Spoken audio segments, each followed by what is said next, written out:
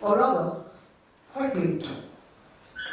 When the last metro disappeared in the horizon, and when the first metro will reappear in the morning, underneath a huge subway station, dug inside the belly of the earth. Two of us. Our name doesn't matter. Sex doesn't matter. Passport, visa, inner line permit, doesn't really matter. Identities, we can talk about that sometime else. Just two of us. A, B, tall, short, fat, thin, ego, alter ego. Just any two of us. We'll meet, shake hands, simple transaction, buying, selling, then we'll go back home. So I got ready, all set for the meeting. I put my best kurta on. They called it the honest shirt. So the kurta must be honest. All set, ready to go. I put my glasses, absolutely centered in position, and then uttered goodbye to the room. Of course I'll come back. Walked back a little outside. Somebody whispered, ideal Jolapala. Are you leftist? No. I'm left out. Are you left of the center or center of the left? I'm left behind here. Left over. Hang on, I'll come back. We'll have this discussion later. I got all set. Absolutely ready. Ready for the meeting. No PPT. No deep breath. Just a normal meeting. Simple, dark meeting. All set. I crossed a small pothole near my road. I thought, 50 years of the pothole will be celebrated 50 years later. We have a small theatre festival here. Kids with black kurta, who incessantly does street play, they'll sing Hum Honge Kamyab here. Goodbye pothole, we'll come back sometime. So I kept walking, almost set, very, very ready, towards the eternity of a dark hole underneath the earth's surface, where we move from one place to another place in breakneck speed, not figuring out why do we move at all. All set, ready to go. Underneath the metro station, step 1, step 2, step 3, step infinity. From a distance I can see a silhouette coming close, really close, very, very close, almost near, and then one hand comes out, not from a horror film. Hi, were we supposed to meet up? There's not much of a choice. I'm the only person there, so we are meeting up. Hi, hello. There are of course tests of different kinds of hi and hellos. If you're northern part of the city, North Calcutta, North Delhi, North Bombay, you say hi, hello. If you're the southern part of the city, South Calcutta, South Delhi, South Bombay, you say hi.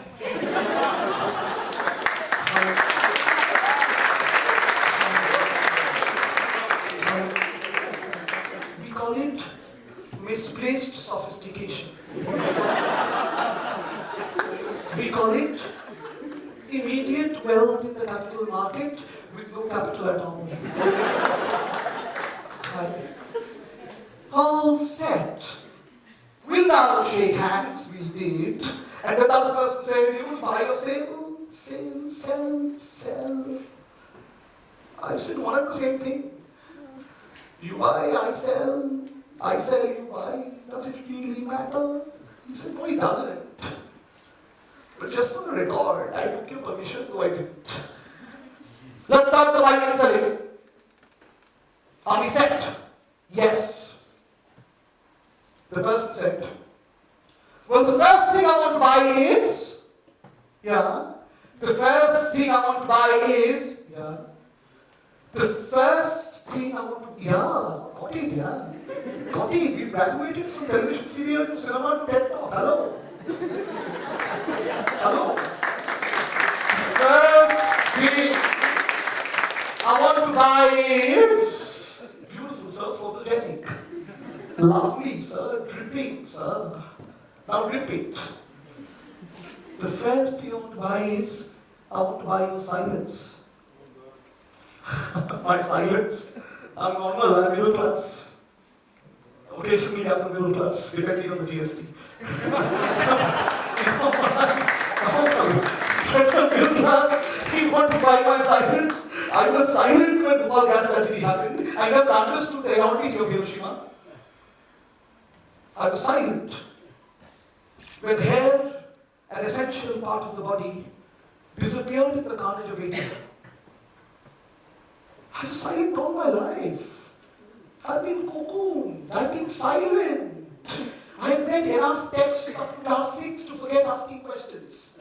And in class 10, how to understand questions. And then in bachelor's, how to frame questions that nobody understands. And then, finally, when I finished my BCom, MCom, BA, BSc, and then of course things like CS, CA, PhD, postdoc, I realized 800-page spiral-bound book, not even read by my wife, makes me an academic. So, I'm all set, yeah? I understand the markets without understanding cultural contexts. I understand why a factory is stopped, but I don't understand if it plays havoc with the lives of people. So I have sold my silence. You want to buy it once more? Good, wonderful, great. My silence is hereby sold. My silence is hereby. Make an effort. Slowly. Take it out. Sold.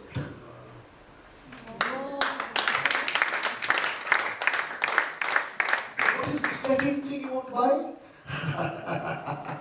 This is a complex, easy question. The second thing I want to buy is, I want to buy your color. We want homogeneous colors all over the world. I want to buy your color. Come on. Tell me your color. Doesn't really matter. Nobody will know. We infiltrate movements. Usually find out a person. The movement doesn't really know. And then somewhere down the line, in spite of you being in the side of the truth, you become one of us. We specialize in disintegrating movements. Don't you worry. I want to buy your color. Nobody will really know whether you like our color or you don't like our color, as long as you sell it to us. Give me your color. Doesn't matter. Red, green, blue, saffron, orange, magenta, rainbow, white, off-white. We want to buy your color. And then we'll tell you which color we'd like to paint you on. So come on! Sell me your color. I thought for a long time. Really long time. Should I? Should I not? Should I? Should I not? And then, for a moment, I said, probably a mad moment. I hereby sell my color. You got the game, no?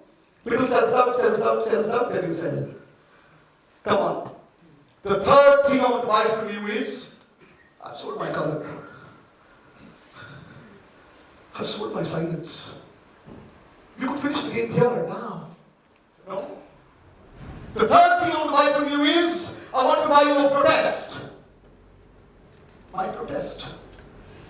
Well, my protest is, every time somebody gives me a hope story, I can smell the hope.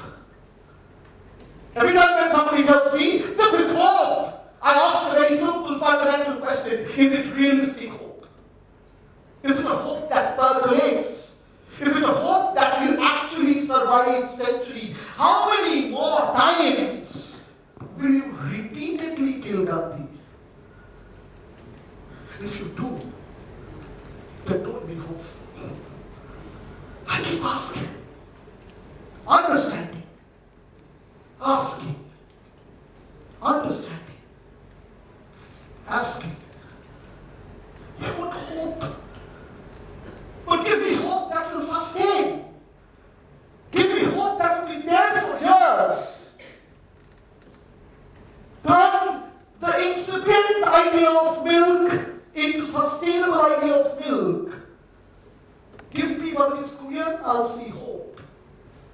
Don't tell me that yours is a hope story, because you're not even 1 light years old.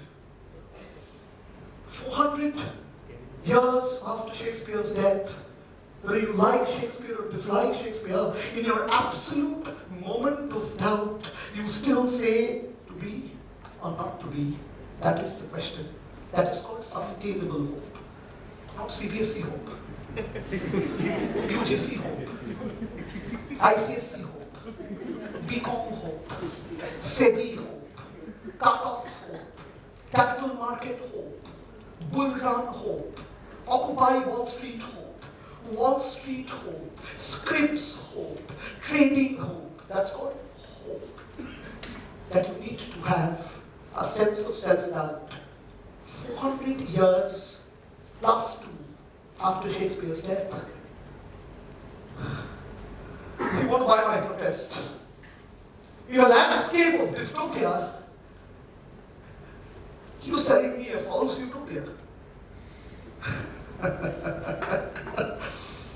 Well, don't worry. Don't you worry. Blood sometimes becomes colorless. Come. Take my protest. Take it out. Between 10,000 plus farmers dying in Vidarbha, I'm with them. Not fashionably. I'm with them. And I want sustainable hope.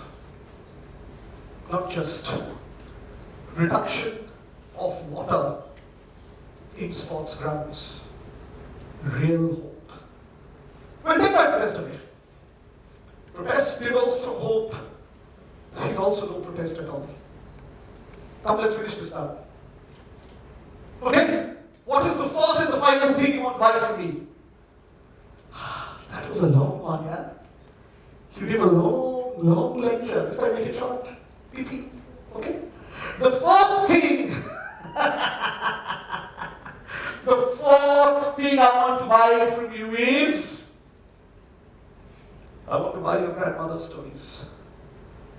All stories should be equal. We want homogeneity of all stories. We want all stories to sound the same. The same morals to be extrapolated and interpolated. We want same conclusions to be drawn. Because we love things to be standardized. Your story can't be different from mine. You will be my heroes, but I won't be your heroes. If I get a vox pop in the room, and none of you will know the 5 Northeastern people, Northeasterners, I'm so sorry, who fought for freedom, who wrote books, who played football, it doesn't really matter whether you stop calling them chinkies or you continue calling them chinkies, because there are chinks in your armor. You don't read their history. You expect them to read our history and take pride, and then one fine day they will magically get their self-respect back when you yourself become a Northeast dodo, or a Northeast no-hoper, or a Northeast zero literacy. So why do 7 sisters and 1 brother exist? for strategic reasons, then for heaven's sake, put some empathy in your strategy. Because they don't believe in sympathy. Same stories, same people, same kind of standardization technique. Everything should be same, almost like ashes. Come, let's fight for excellence. Let's have excellence written all over our body. Teach children, teach young adults 1,000 whole stories of how to succeed. For heaven's sake, one day wake up in the morning and teach them how to fail. Because in that, they would learn first signs of being successful. For heaven's sake, don't sell me your success stories. I'm sick and tired of it. For heaven's sake, don't tell me how you turned around the failure. Tell me how you kept being the failure and then understood that your failure-filled life was more innovative than success-filled confidence books, which says, you too can be world beater. I don't want to be world beater. I want to be world exchanger. We exchange our words, not beat. Not my identity. My identity is hereby now, in terms of my grandmother's stories, sold. Buy 4, get 1 free of cost, monsoon super saver offer. So what do I get after selling everything? Well, after selling everything, you become one of us. Because we love biased people. We love positive people. We love people who are so positive, trippingly positive. We always call them up and say, hi, the world's dark, sell me a positive story. We love people like that. So, you'll be one of us here.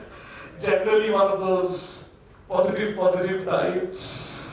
One of those drippingly beautiful achiever types. We love people like you. You get free fettered access around the world. No visas, no passports.